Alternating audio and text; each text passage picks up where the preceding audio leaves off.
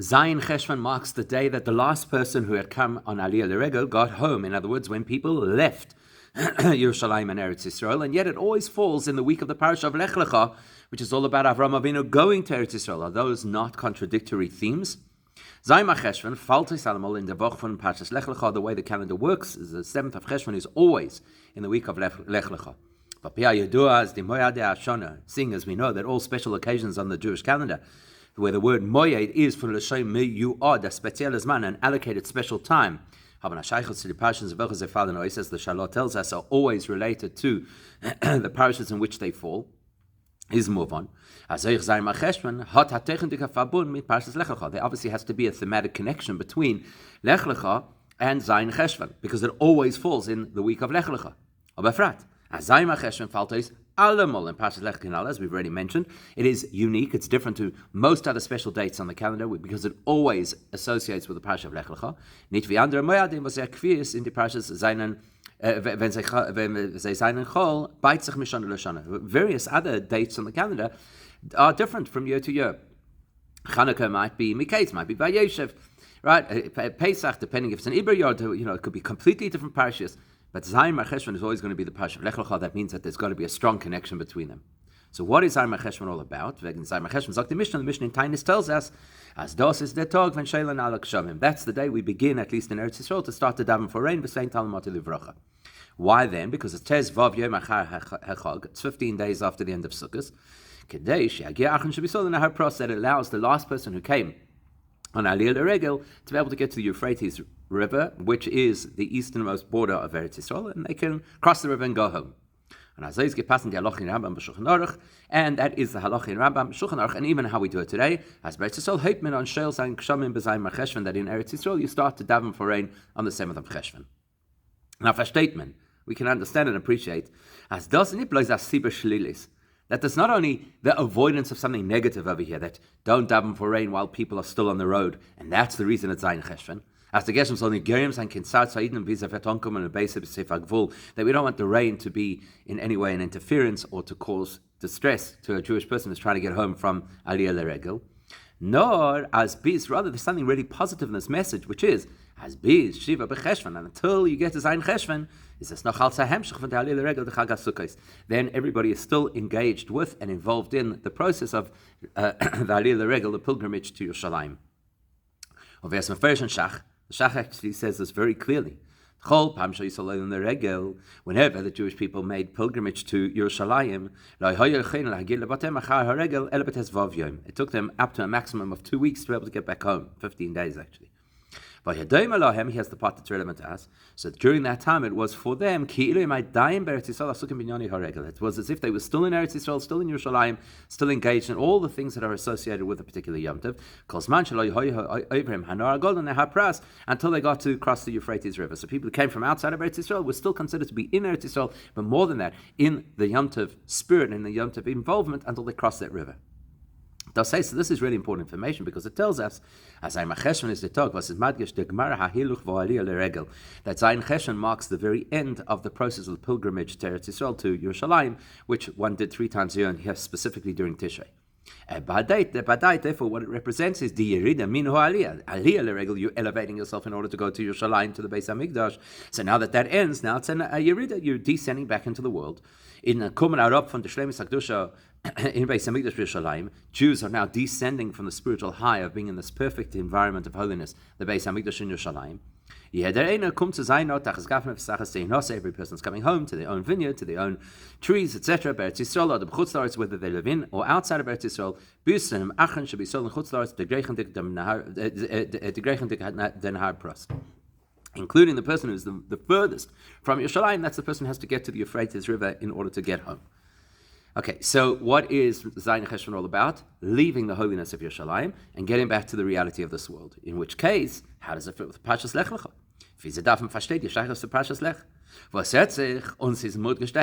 Surely the whole message and theme of Parshas Lech Lecha is the exact opposite. Because what's Lech Lecha? Lech Lecha that Avraham Avinu has to leave his country, his family, his birthplace, Where? To go to Eretz Yisrael. It's the elevation of Avram Avinu and the movement of Avram Avinu from his homeland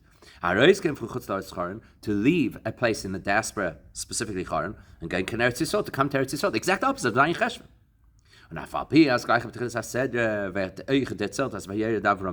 Yes, of course, you could argue that right at the beginning of the parasha, we see that Avram Avinu has to very soon after arriving leave Eretz Yisrael to go to Mitzrayim because of the famine.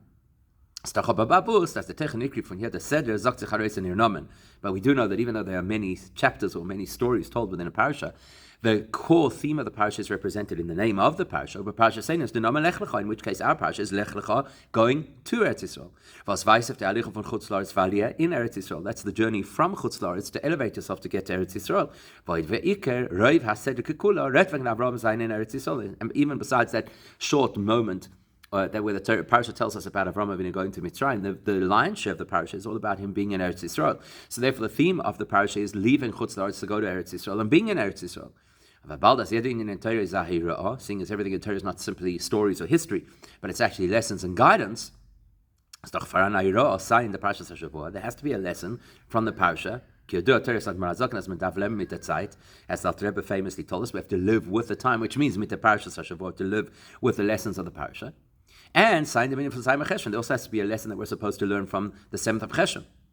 And the two lessons seem to be contradictory, yet they're in the same week. So we have to explain, how do the two coincide? When they seem to convey exact opposite themes. Zayin Cheshvan, leaving Eretz Yisrael to return home. Lech Lecha, leaving home to get to Eretz Yisrael. Aber frat, as der in anal von Zayin Cheshvan, is the tiny was given Shaykh no bisman Beis Hamikdash hoye kayam. In fact, when you consider it, Zayin Cheshvan is not only something that was relevant in the time of the Beis Hamikdash, when you physically went up to Yerushalayim in order to celebrate Yom Tov, but actually the theme of Zayin Cheshvan is relevant to all Jewish people throughout the whole of history, including today. How do we know that? That's why still today, the date of starting the Saint Al-Matar and asking for rain in Eretz Yisrael still remains Zayin Cheshvan, even though nobody's going on Aliyah L'Regel and has to worry about getting home. As the Alter Rebbe says clearly in the Shulchan Aruch, that even after the Churban Beis Hamikdash, people used to still make a pilgrimage. Still, even now today, think about how many hotels are filled in Yerushalayim because people are coming for Yom Tov. They still do it today. And therefore they never removed the institution of starting to ask for rain only on Zayin Cheshvan. So therefore Zayin Cheshvan is still relevant to us. And Zayin Cheshvan even has relevance to us outside of Eretz Yisrael, where we're not starting to say Saint Talmutar and to daven for rain on the 7th of Cheshvan. Still, it is relevant to us. How so? The Shach zogt, the Shach says something interesting. That if a person writes as the date on a document, and of course documents have to be very precise, and so the dates have to tell us exactly when we're talking about. So if somebody should write in a document that the date of this document is after Sukkot, what does it mean legally? It means 15 days later. In other words, Zayin Cheshvan. Like the Mishnah, even though now we are the Hashtar number, now we're in Golus. Still, the expression after Yom Tov still lingers from the time when people were coming back from Aliyah L'Regel and after Yom Tov and Zayin Cheshvan. So it's still today Zayin Cheshvan. So Zayin Cheshvan is still relevant to us today, even outside of Eretz Yisrael, and yet it seems to have a contradictory message to Lech Lecha. How do we reconcile the two? As in the Avodah von Eden, weggehende from Beis Hamikdash is da and Eloi. The fact that we could say that leaving the Beis Hamikdash and going back into the world has a certain advantage, which may give us a reason to call the return home from the Beis Hamikdash also a Lech Lecha. Even though Lech Lecha implies that you're elevating and progressing yourself spiritually, is move on. We can understand why you would apply the term Lech Lecha as a positive to leaving the Beis Hamikdash to go back home. Because specifically when everybody gets home, and they get involved in the agricultural process, that's how we fulfill the objective of creation, which is to turn the lower, unspiritual, disconnected, unholy, external environment into a place which accommodates godliness. How do we do that? Through Torah mitzvahs, Firstly, Torah mitzvahs, and then Kol Masech Yerushem Shamayim, and then our mundane activities that are directed for the sake of heaven, and having consciousness of the Eibush in every single thing that we do. That doesn't happen so much in the Beis Hamikdash, that happens more at home. So you could call that a Lech Lecha, you could call that a progressive spiritual development. When you're in Yerushalayim, and specifically in the Beis Hamikdash, and it's a time of Yom Tov, you're not really doing Dirub Tachtonim so much, because you're not really in Tachtonim. You're not getting your hands dirty in your field, or going into business. You're generally removed from all materialistic pursuits, from the things that are considered the lower realm where the Eibishter should be manifest.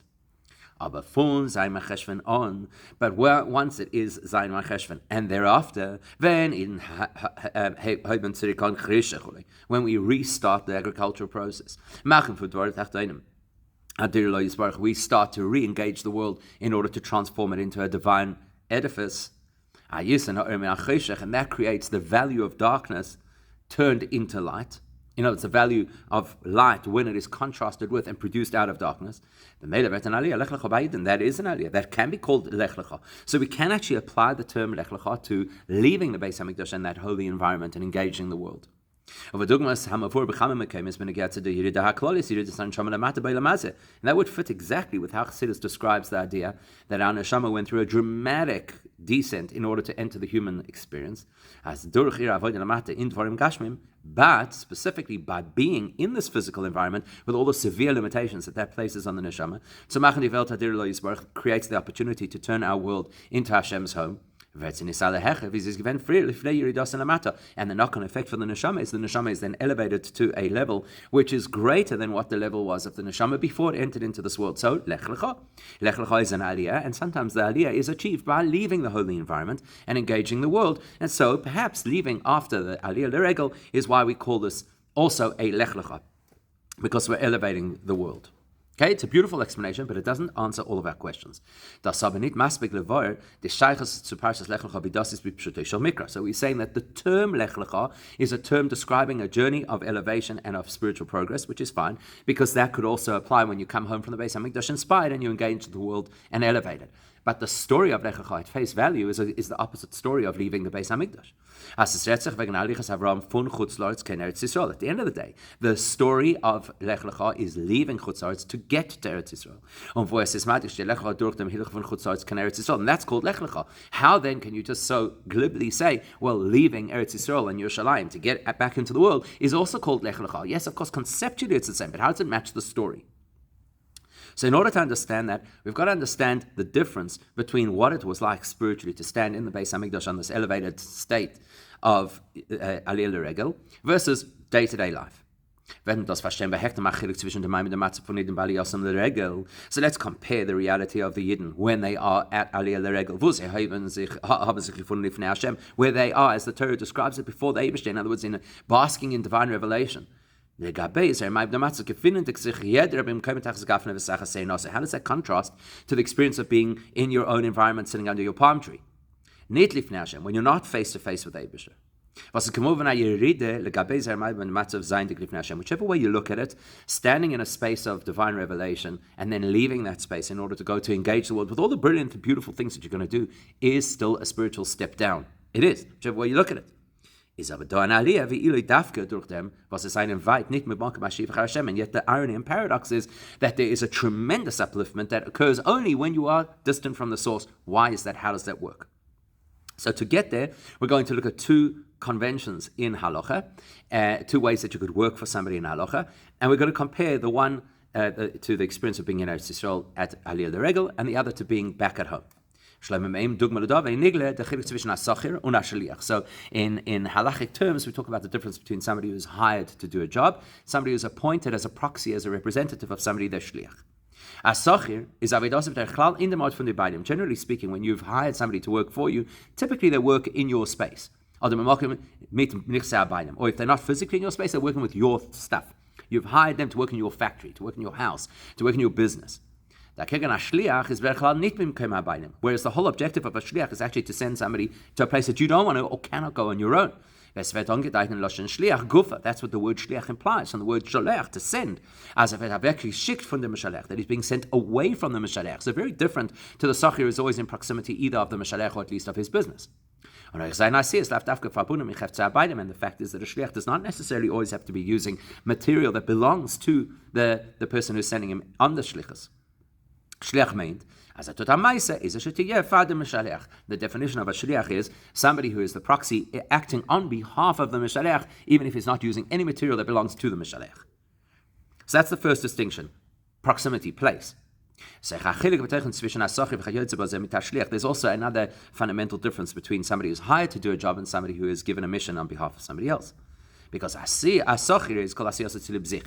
If somebody's hired to do a job, their interest is themselves. I want to get paid. I'm looking to the person to support me. The musik von Shliach is, whereas a Shliach is the exact opposite. As the pi'ulo ma'aseh was tut, is beker nit for sich, nor for the mishalech. If you accept to be a Shliach, everything you're doing is for the mishalech. There actually is no overt benefit to self. So the sacher is looking, I'm going to do this because I'm going to get paid. And the Shliach is, I'm going to represent you. I'm going to do something for you. It's in your interest. Therefore, the definition of a sacher is somebody who's technically working for self-interest. Is a shakla v'tarya tzizay ma'isa kenzay b'ma'isa asecha. There's a whole debate in halacha whether his actions can be considered the actions of the person who hired him. Can we now consider it, if you hire somebody to do X and Y, is it considered as if you've discharged your responsibility to do X and Y?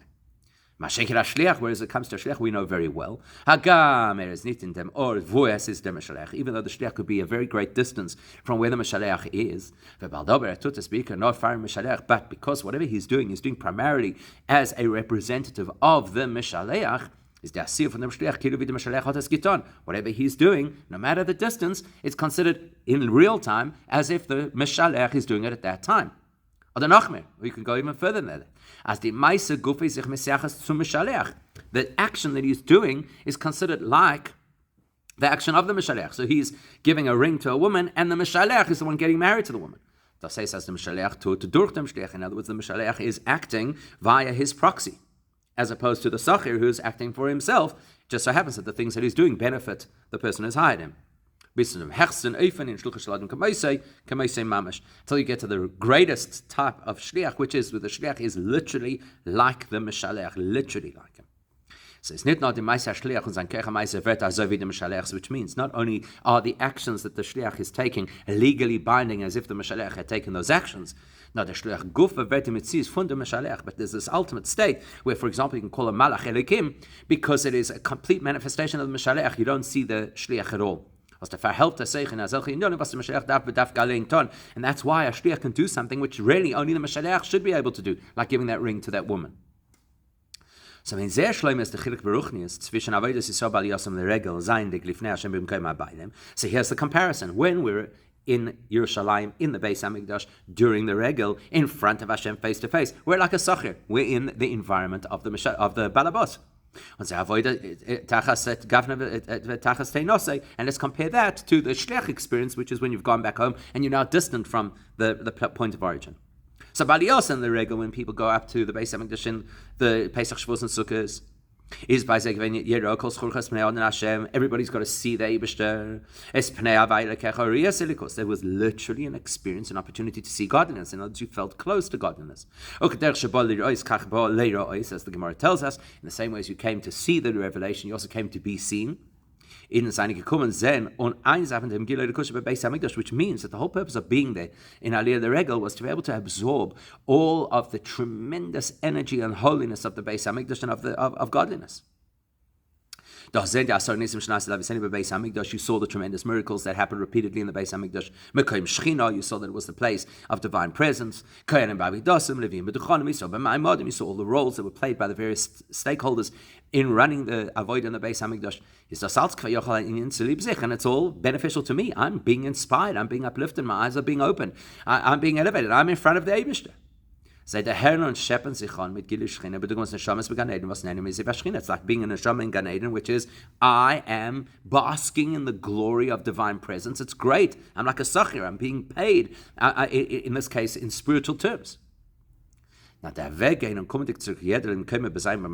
when everybody's got to go back home, It's doch nicht kedei l'risas pnei Hashem gomer. You're not going home to seek godliness. It's doch kedei azol derhen fin getlichkeit. You don't expect that when you get home you're going to have this overwhelming divine experience. V'adarabah. There's no question about it, that you had a far superior experience of divine revelation when you were in the place that David chose for divine revelation. When you were face to face with Hashem, in the holiest city, in the holiest place within that city, in the Beis Hamikdash. So why are you going home? If it's so good over here and it's so there's so much revelation and there's so much inspiration, why are you going home? Not so easy the kavanah shlichus from the Meibishter if mekayim zayin Torah mitzvahs, but because you need to fulfill the Eibishter's objective that we can only fulfill through Torah mitzvahs, and specifically in the materialistic environment, to transform the world into the Eibishter's home. That's why I'm going home. So now I'm going home not for my interest, not because I'm going to be elevated, not because I'm going to have spiritual inspiration. I'm going now as a representative of God. So I become a shliach. And that's a very elevated state because a shliach is like the mishalech, and in this case the mishalech is the Eibishter himself. I become like, so to speak, like the Eibishter's proxy in this world.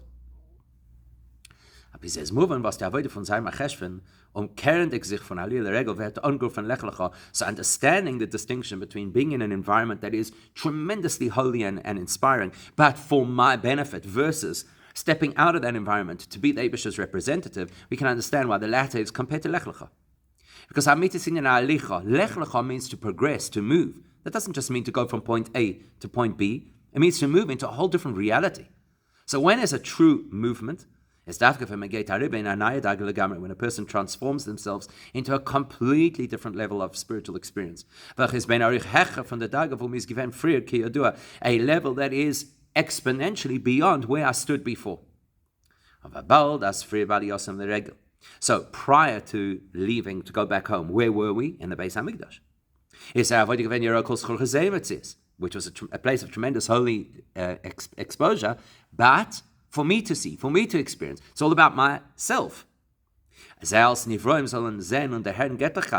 means me, as a created finite being, am going to experience and absorb tremendous godliness. When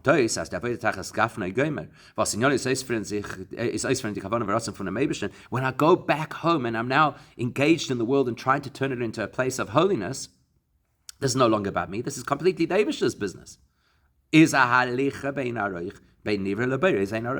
I'm transforming myself. I'm traveling now through some major quantum leap from a world that is defined by created realities and the finite nature of me, versus stepping into the world of the Eibishter's infinite reality and the unlimited capacity of the Creator. Und der Rebbe ist der Avodah von Torah Mitzvahs. That's why when we talk about Zayin Mar Cheshvan, which is to re-engage the world, to be the Eibishter's proxy, to achieve what the Eibishter wants, rather than just what we can appreciate, that is a real Lecha. That is transforming ourselves to a completely different reality. And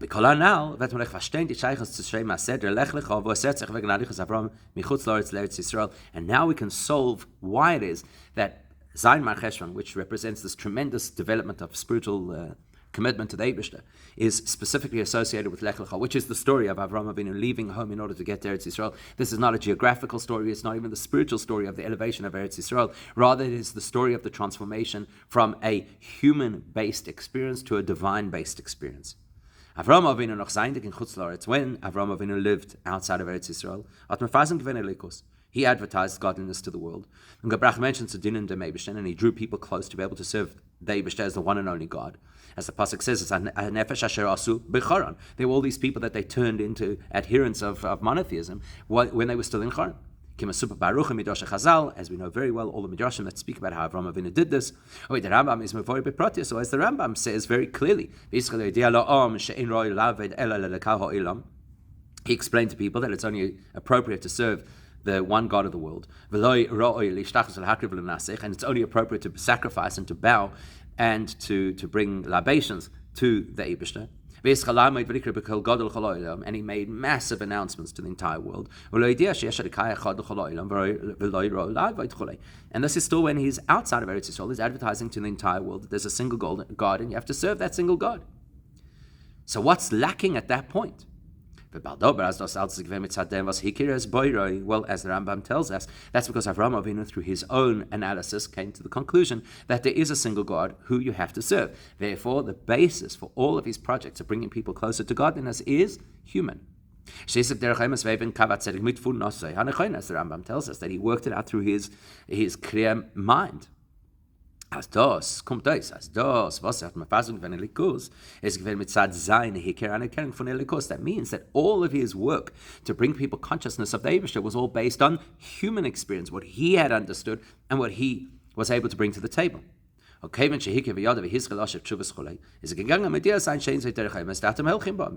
he had worked out and tackled all these philosophical, theological questions, then he was able to go to everybody else and say, listen, let me explain to you what I've worked out, and you've got it wrong, and this is how you have to serve. Then the Eibishter responds to that and adds to that an instruction, a divine-based instruction, Lech Lecha. So now Avraham Avinu is operating in a completely different way. Now he is advertising godliness in the world as the Eibishter's representative. It's not a personal thing anymore, what I calculated, what I worked out, and therefore I want to tell you what I've understood. This is now the Eibishter's empowerment, divine empowerment, infinite empowerment. Und der Rabbi ist dafko on kommende in Eretz Yisrael wird erzählt as Vayikra b'Shem Hashem. That's what we're told. That only when he got to Eretz Yisrael, then we use the expression that he announced to the whole world, or got the whole world to announce the Eibishter. Even though he had started the project years and years before, but it's only really spoken about in Torah by Yikra Sham when he gets to Eretz Yisrael, because now the Torah that sold their meat as not euch in Eretz Yisrael hat megale gewen elikus. The Torah wants us to understand it's not just that in addition to what Avraham Avinu did previously, he now also revealed godliness in Eretz Yisrael. But rather that it's a whole different technology now, it's a whole different reality now, because now it's the Eibishter's command. Like Rashi says, now Avraham Avinu is able to say successfully that the Eibishter is recognized as God in the spiritual realms and in the physical realms. But when I was taken on that journey at the beginning of Lech Lecha, meaning to say, whatever Avraham Avinu had achieved prior to Lech Lecha is, then the Eibishter was only really acknowledged in the spiritual, not so much in the physical realms. That the people were not, they weren't commonly referring to the Eibishter, speaking about the Eibishter, conscious of the Eibishter. Which is surprising because we know that Avraham Avinu was engaged in spreading the word of Hashem throughout the whole environment. But as Rashi says, people didn't recognize what he was saying. And it wasn't yet common for people to refer to the Eibishter.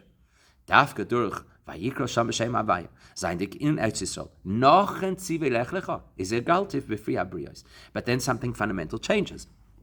The Eibishter now empowers Avraham Avinu with an instruction about what he should do. And once you have the Eibishter's power behind you, and it's an infinite experience, and now you're the Shliach of Hashem, rather than just working on your own steam, now it is possible that the whole world becomes familiar with the Eibishter's name. In Anderverta, to say it differently. The person von it's all the marketing of godliness that Avraham Avinu did outside of Eretz Yisrael. Baldos is given Hakar was all based on his appreciation and recognition of the Eibishter. Is given in an ofen as well. So what he was able to explain is there is a world, there is a God. The world has to surrender to God. The inhabitants of the world have to surrender to God. But once the Eibishter empowers him with an instruction, now he's operating on the Eibishter's instructions rather than just his own conclusions. Is given and even from Vayikra Sham B'Shem Havai Kel Olam Nit Kel Ha'Olam. Now Avraham Avinu's message is completely different. Kel Olam. The Eibishter and world are effectively the same thing. It's not that there's a God of the world, as that the world and the Eibishter are absolutely one. They are inseparable. So that's the fundamental difference we're describing over here, the difference between doing great spiritual things in human terms or doing infinite spiritual things because you've got the Eibishter's power. That's why the Torah goes into so much detail. Lech Lecha from where?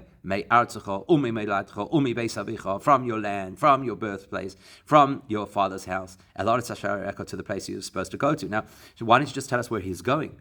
The Adgosh is Donitas Avram will gain in Eretz Yisrael, because the Torah doesn't just want to emphasize that the destination is Eretz Yisrael. Now, the Iker Zolareis gain, the Torah wants to emphasize that the most important thing over here is to leave what is familiar. Von Zayin Metzias, he's got to leave the human structure. Artzecho, Meiladcho, Beis Avicho, which we'll describe in just a moment, all the things that created you. Chassidus teicht das up. Chassidus explains what it means. Me'artzcha means von deiner Ritzonos. You've got to break free of the constraints of what you want in life, or the extent to which a human being can want things in life. Von deiner Gewohnheiten midas. You have to break out of your habits, things that have become born into your nature. And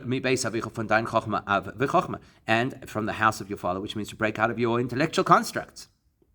Even though Avraham Avinu is an exceptional human being, a tremendous tzaddik, and therefore whatever he's doing, even his own rots and his own wisdom, etc., is completely aligned with Elikus and holiness. But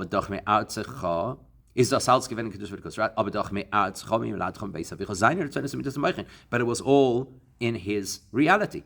So yes, it's holy, it's absolutely holy, but it is holy with constraints, with metzias, with an identified self. And you've got to go from there. You've got to go to the place that David says, I will show you, because it's something that even the holiest human being could never understand on their own, because humans are limited. Which means you now have to adapt to the avodah which the Eibishter wants, not just the avodah that you appreciate and understand. That transition radically changes Avram Avinu in an infinite fashion. He goes from being a person who is working things out on his own to the Eibishter's representative. Which creates this intimate connection between creator and creation. Creating that intimate connection between creator and creation paves the way for making dira b'tachtonim, which is achieved through matan Torah, the Torah coming down into this world. And thus and that's the lesson for us that we take out of Lech Lecha and Zayin Cheshvan coming together. Whichever